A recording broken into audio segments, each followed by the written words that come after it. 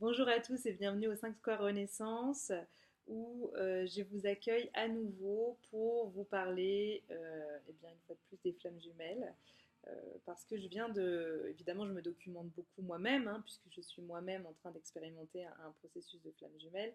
Et donc, sachant que ce sont les vidéos que je fais qui vous parlent le plus, eh bien, j'ai le plaisir en fait de partager avec vous toutes mes nouvelles compréhensions. Et évidemment, je me documente moi-même. J'essaye de pas trop tomber dans la mentalisation. C'est pour ça que des fois j'écoute des choses et puis j'éteins tout de suite parce que je sens que c'est très mental. Et j'essaye d'écouter avec mon cœur plutôt qu'avec ma tête tout ce qui peut être dit à propos des flammes jumelles. Alors, il se trouve que là, donc, je viens de découvrir un garçon magnifique qui donc s'appelle. Attendez, je vais vérifier quand même comment il s'appelle, ce brave garçon, que je dise pas une bêtise. Oui, c'est bien ça. C'est bien ça, c'est bien ça. Je me suis dit, si c'est pas le bon prénom, j'ai pas l'air d'une quiche. Donc voilà, alors donc il s'appelle David Sabat. Alors je trouve ça très drôle d'ailleurs parce qu'il est médium, il s'appelle Sabat, S-A-B-A-T. Hein, quand on pense aux sorcières, on se dit, je ne sais pas si c'est un nom qui s'est inventé, qu'il a emprunté, ou si c'est son vrai nom, mais si c'est son vrai nom, c'est un petit clin d'œil de l'univers qui est assez sympathique. David Sabat, j'aime beaucoup sa méthode, sa façon d'aborder les choses. Je trouve déjà qu'il est extrêmement posé pour parler de tout ça. Alors, je ne sais pas si lui-même expérimente un processus de flamme jumelle, mais bon, j'ose imaginer parce que je pense que c'est un peu délicat de parler des flammes jumelles quand on ne vit pas soi-même le processus. Mais alors là, moi, je viens de regarder une vidéo sur les séparations atypiques. Donc, pour ceux qui ont accès à mon Facebook, vous pouvez trouver la vidéo. Du coup, je l'ai partagée parce que j'ai trouvé ça tellement génial. Et donc, en substance, ce qui est dit, c'est arrêtons de craindre cette période de séparation. Arrêtons de la fuir, arrêtons de vouloir l'empêcher, car la séparation que nous vivons avec notre jumeau est la meilleure séparation qui soit pour notre histoire, en fait, à nous et à ce jumeau. Et en fait, lui, ce qu'il dit, c'est finalement de ne pas voir la période de séparation comme une période de séparation qui nous ramènerait à du manque, finalement, mais comme une période de préparation. Et alors ça change tout. Et je trouve ça très, très, très joli de le voir comme ça. Et lui, il dit un truc qui est assez sympa. Il dit, quand vous avez un rencard, qu'est-ce que vous faites? Bah, vous vous faites beau. Vous allez vous coiffer, vous mettez un coup de peigne, vous allez prendre une douche, vous vous sapez un peu beau gosse quand même pour aller à votre rencard et plutôt avoir une tête plaisante, hein, que de se pointer avec, je sais pas moi, les cheveux en pétard, sapé avec des fringues qu'on porte depuis 15 jours, et puis des odeurs de transpiration qui montreraient qu'on ne s'est pas lavé depuis un moment. Bon bah oui, effectivement, effectivement, quand on prépare quelque chose, quand on se prépare parce qu'on a envie, je sais pas moi, que ça marche avec quelqu'un, par exemple, bon alors, ce qui serait complètement débile parce que finalement, quelqu'un qui nous aimerait n'en resterait pas au fait que vous soyez pas maquillé et que vous soyez pas mis un coup de peigne, hein.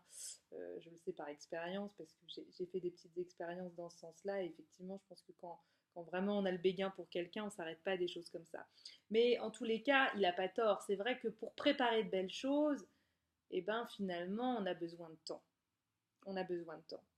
Et puis c'est vrai que finalement, il y a un petit complexe de supériorité chez le chaser. Alors lui, ce que j'aime, c'est qu'il parle ni du runner ni du chaser, et finalement, il a peut-être raison.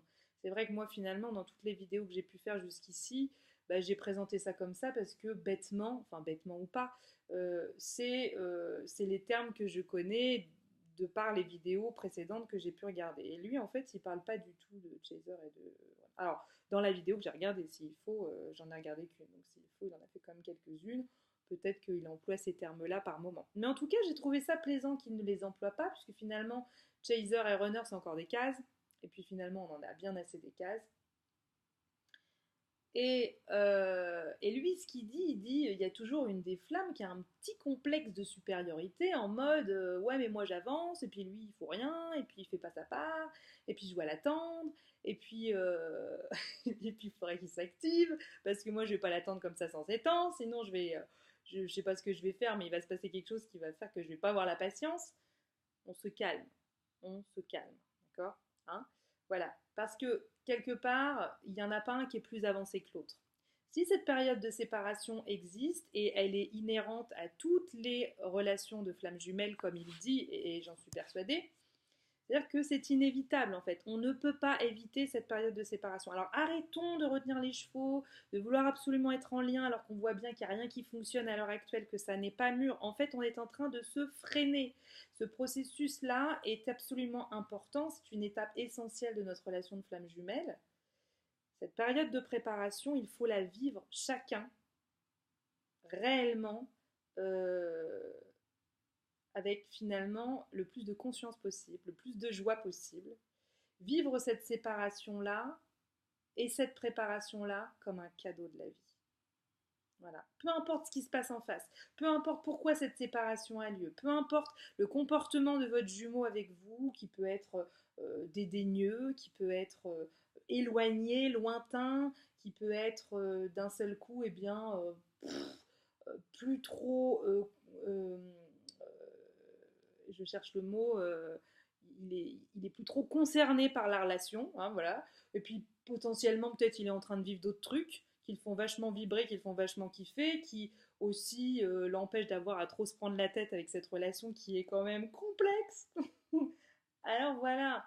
Mais en fait, ce qui est en train d'expérimenter ce jumeau, peu importe ce qu'il expérimente, et moi je peux vous garantir que ma jumelle est en train de... Le problème, c'est que moi, je suis médium. Le problème, c'est que je vois les choses et je sens. Je sens tout ce qui est en train de se préparer. Et jusqu'ici, j'ai résisté parce que j'étais en protection. J'étais un peu en protection, alors à la fois de moi-même, parce que quand on veut protéger l'autre, en fait, on se protège soi aussi. Et à la fois, je voulais lui éviter de tomber, quoi. Un peu comme un enfant qui apprendrait à marcher, et puis on verrait qu'il y a des graviers qui s'avancent vers ça, et on se dit, oh là là, s'il tombe, oh là là, il va s'écorcher les genoux. Et ben oui, bah c'est bien qu'il s'écorche les genoux, cet enfant. Parce qu'il va s'endurcir, il va apprendre la vie. Il faut tomber. Si on tombe jamais, et quelque part, on ne peut pas se relever. On n'a pas la possibilité de se relever, et donc de grandir. Et finalement, là, je suis en train de lâcher tout ça. Alors, moi qui ai du mal à contenir les choses, à les retenir, d'habitude, d'habitude, je peux pas me la boucler. C'est-à-dire que d'habitude, tout ce que je sentais ou toutes les mises en garde que je pouvais avoir, moi, je lui collais comme ça dans la tronche. Elle prenait tout dans la face, elle comprenait pas. Et là, en fait, je suis dans une période où je me dis, ben non, en fait, il faut qu'elle tombe. Il faut qu'elle vive tous ces écueils qu'elle est en train de se préparer, puisqu'elle est en train de se préparer vraiment un joli petit trousseau de préparation magnifique, avec des jolies petites soirées au coin du feu, avec un paquet de Kleenex, et voilà. Et ben c'est bien. Et ben c'est bien. C'est magnifique. Et en fait, j'ai envie de dire, mais vive la chute. Vive toutes ces expériences de vie qui font qu'on est dépouillé, détruit, laissé comme mort, parce qu'en fait, c'est ce qui permet la renaissance, bon sang de bois. Et il faut avoir confiance en soi, il faut avoir confiance en l'autre. Nous devons cultiver cette foi. De toute façon, votre flamme jumelle, elle ne va pas s'enfuir. Elle est venue s'incarner avec vous. Vous avez fait ce choix ensemble. Donc, c'est en acceptant cette période de séparation-là que les retrouvailles et la réunion va pouvoir se faire finalement sans que ça prenne 10 plombes. En fait, à force de vouloir rester en lien alors que c'est pas ce qu'il y a à faire, eh bien, on retarde ce processus. Donc, il y a vraiment urgence à se centrer chacun sur soi, à chacun faire le travail qui revient à chacun. Et comme dit David Saba, qui est une très jolie image, il dit en fait, les flammes jumelles, c'est quoi? C'est un fleuve. Enfin, je vais le dire à ma façon. De toute façon, ça n'a pas d'intérêt de répéter ce qu'il a dit. Allez, je vais le faire à ma façon. Donc, c'est un fleuve, par exemple. Vous voyez, il y en a un qui est du côté enfin, qui est sur une rive et l'autre qui est sur l'autre. Chacun fait son chemin.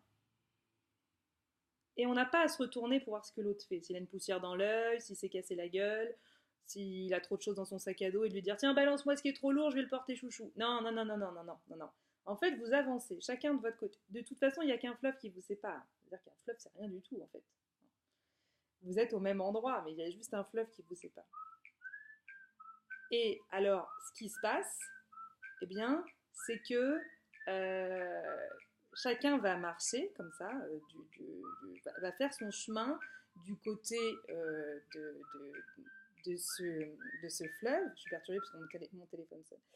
chacun va faire, je répondrai après, chacun fait donc sa promenade de son côté, et puis donc il va y en avoir un qui, qui peut-être va prendre des chemins particuliers, qui va s'arrêter, qui va se dire tiens, derrière il y avait des mirabelles, tiens, je vais aller cueillir des mirabelles. Et puis l'autre, il va avancer plus vite, à un moment donné, il va avoir envie de faire un sprint, parce que je sais pas, il est dans l'énergie, etc. Et bon, finalement, c'est le premier arrivé qui attend l'autre. Ça lui apprend la patience aussi. Mais quoi qu'il arrive, on va au même endroit. C'est ça qu'il ne faut pas oublier. Quoi qu'il arrive, on va au même endroit. Et quoi qu'il arrive, on se retrouvera. Oui, de toute façon, ça va continuer à sonner. Donc, je vais répondre tout de suite après. Voilà. Donc, quoi qu'il arrive, nous allons retrouver cette flamme jumelle. Et ça, il ne faut pas avoir aucun doute à ce sujet. Donc, patience et longueur de temps. Moi, je dis à chacun, profitez de cette période de préparation. C'est la période la plus magnifique. Et nous vivrons alors une magnifique réunion, de magnifiques retrouvailles. Mais cette séparation, elle est importante. Et c'est la plus belle chose qui puisse nous arriver à l'heure actuelle. Voilà, si ça peut changer votre vision des choses, parce que je sais que c'est très douloureux la séparation parfois pour les flammes jumelles, et moi je suis en train vraiment d'avoir cette vision-là qui est en train de changer. Et finalement, ça surprend aussi le jumeau quand on lui lâche un peu la grappe, et ça lui permet de vivre d'autres choses et de aussi, eh bien, changer sa vision de nous et sa relation à nous. Parce que de toute façon, c'est pas en faisant du forcing, c'est pas en voulant, c'est pas en étant dans la volonté, vraiment, qu'on va faire bouger les choses. Ça ne changera rien et même ça les empirera. Donc, soyons patients, faisons chacun notre chemin. Au bout du chemin, nous allons nous rencontrer, nous allons nous retrouver. Et là, nous pourrons à la fois à nouveau nous réunir et nous raconter ce que nous aurons vécu chacun de notre côté de la rive et se rassembler au bout du chemin pour finalement eh bien, rassembler ces deux rives autour desquelles nous aurons marché chacun. Je vous embrasse et je vous souhaite une très belle journée.